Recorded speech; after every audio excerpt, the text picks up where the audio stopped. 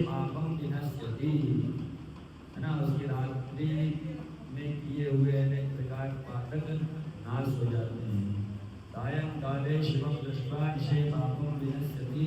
आज अनुप्रदमाज्ञानी सायं में सत्य जन्मनि, है ना। जो दोनों टाइम शिव जी के दर्शन करता है तो 7 जन्मों के पाप नाश हो जाते हैं। और जो शिव शिव शिव शिव करता है तो भगवान भोलेनाथ उसके आगे पीछे दाहिने बाइने राइट हैंड लेफ्ट हैंड ऊपर नीचे सब जगह हर प्रकार से भगवान भोलेनाथ जी उसकी रक्षा करते हैं।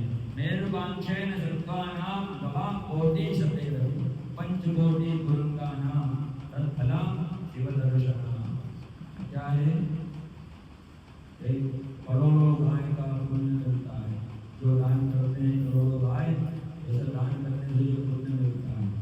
बड़े बड़े यज्ञ आदि कर्म करने से जो पुण्य मिलता है। जो नित्य प्रति शिव के दर्शन करता है उसको ऐसे संपूर्ण पुण्यों का फल त्वरित ही प्राप्त हो जाता है। गुरु शंकर भगवान की जय, महाकाल महाराज की जय। और एक और बात, जो महादेव एक बार दिन में लेता है उसके पाप नाश हो जाते हैं। 2 बार लेता है तो भगवान स्वयं रेडी हो जाते हैं।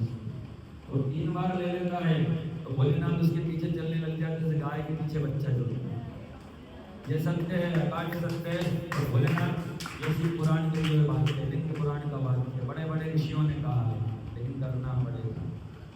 हाँ, सतर्क करना पड़ेगा। तो हमारा तो जो मुख दे रखा है भगवान ने, मुख से ही तो बोलना, वार्तालाप करी जा, भगवान का नाम करते हुए जो है बोला जाता है, बढ़िया कल्याण ही कल्याण होगा। शिव की कृपा से ही शिव का भजन होता है।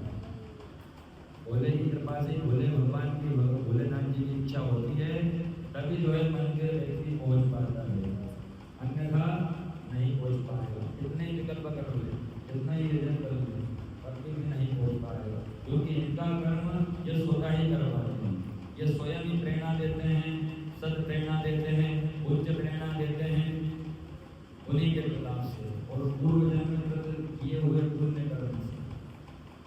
तब जो है भगवान शिव से मनुष्य प्रेम कर पाता है, थोड़ा जन्म करा पाता है। तो ये योनि प्रवृत्ति आज श्रावण मास प्रथम दिवस से प्रारंभ हुआ। 8वां अष्टम दिवस है। तो यह प्रवृत्ति पार्थिव पूजा चल, सभी लोग जानते हैं पार्थिव पूजा शिवलिंग मिट्टी के द्वारा निर्मित किया गया उनका पूजा